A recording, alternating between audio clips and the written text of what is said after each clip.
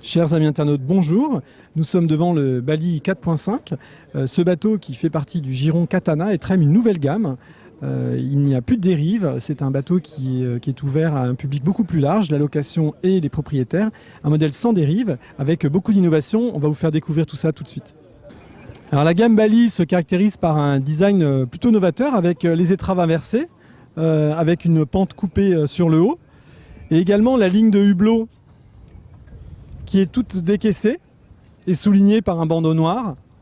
Idem pour le roof, qui adopte une casquette assez prononcée et des vitrages tout à fait typiques de la gamme, avec beaucoup d'angles vifs.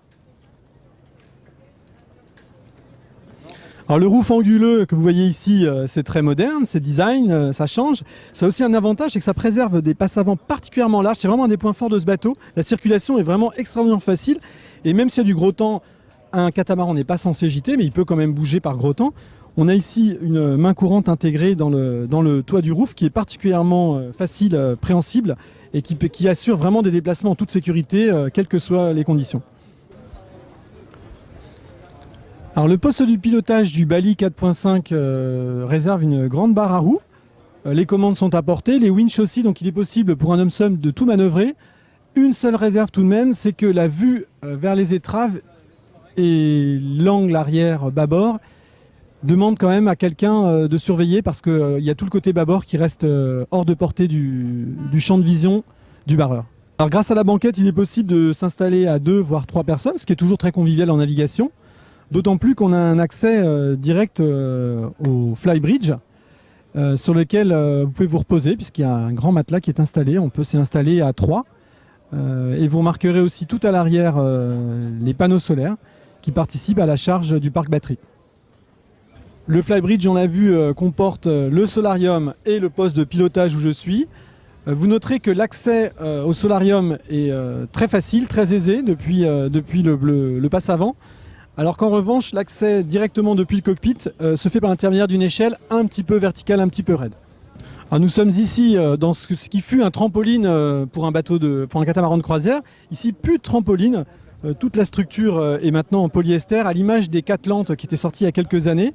Bien sûr, c'est beaucoup plus de poids et particulièrement du poids aux extrémités, mais c'est aussi un confort maximum avec ce solarium absolument géant. Autre différence, c'est que maintenant, l'ancre se remonte ici, on n'a plus de vue directe sur l'opération de l'ancre. Voilà comment ça se passe pour le guindeau. Il est ici, sous cette assise. Il pourra être commandé depuis le poste de pilotage, mais également avec une télécommande sans fil ou avec fil. Et l'ancre, me direz-vous? L'ancre est juste ici.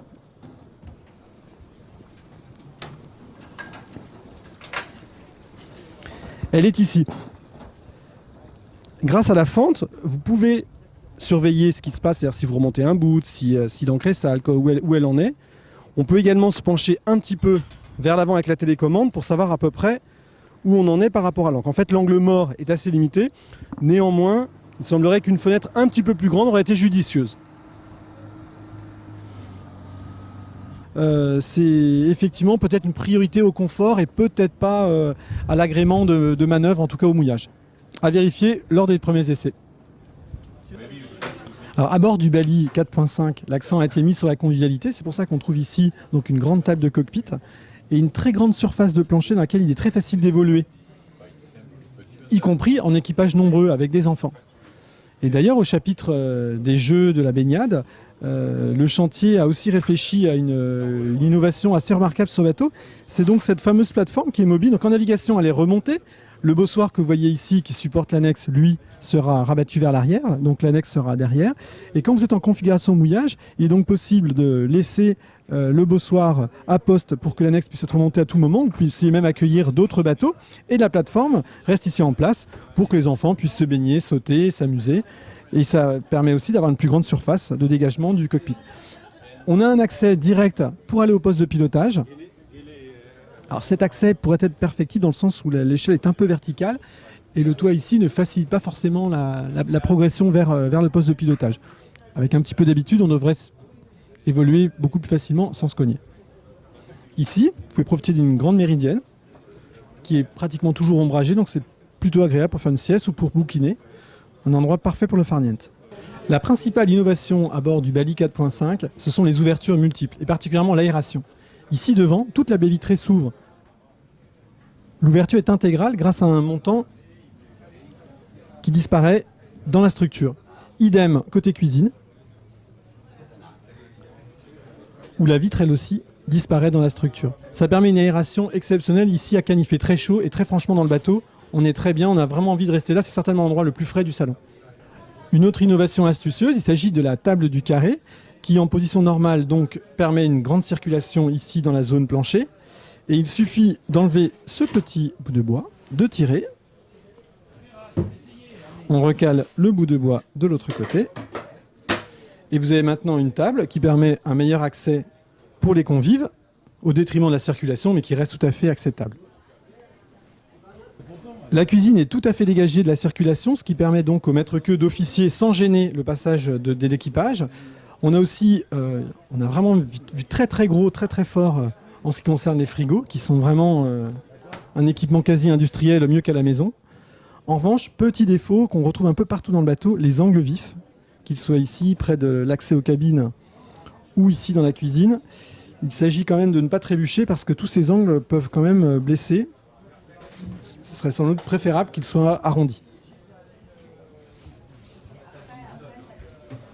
Le modèle que nous vous présentons aujourd'hui est un modèle propriétaire. C'est-à-dire que la coque bâbord est dédiée au seul propriétaire. On a juste un cabinet de toilette et une grande couchette. On va visiter ça tout de suite.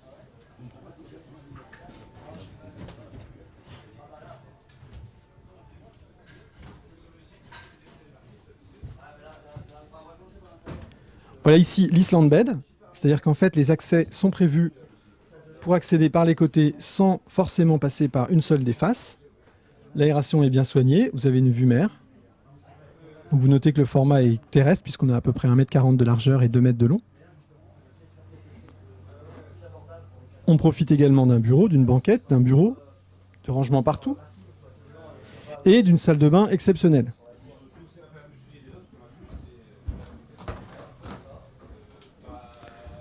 Cette salle de bain est bien sûr beaucoup plus grande que celle qu'on va découvrir dans les deux autres cabines qui sont dans la coque tribord. On va justement visiter les deux cabines qui sont en face. Là aussi, regarde. Pour le courant d'air, c'est bien. Si tu as des copains qui viennent de la marine qui étaient depuis longtemps, tu peux les faire quand même rentrer.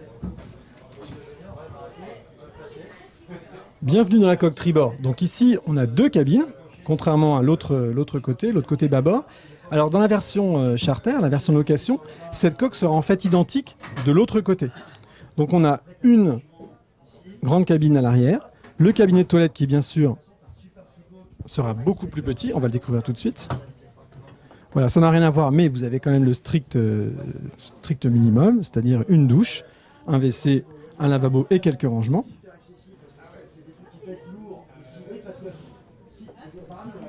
Et vous allez découvrir à l'avant une structure assez semblable.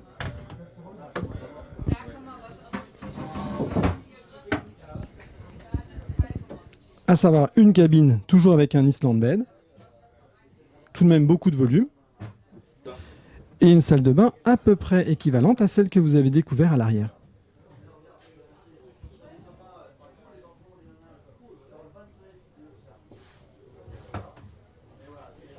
Petit défaut de jeunesse que nous relevons, toujours ces fameux angles vifs qui ne sont tout de même pas très marins et l'étroitesse des passages, en particulier ici au pied. On aimerait avoir des passages un tout petit peu plus larges pour cette cabine avant. Alors ce Bali 4.5 donc innove une nouvelle gamme. Au prochain Salon Nautique, nous découvrirons le 4.2 et la gamme déjà de deux bateaux sera étoffée par un plus grand modèle et un plus petit. On ne sait pas encore exactement la taille de ces bateaux, mais la gamme devrait très prochainement être composée de 4 modèles.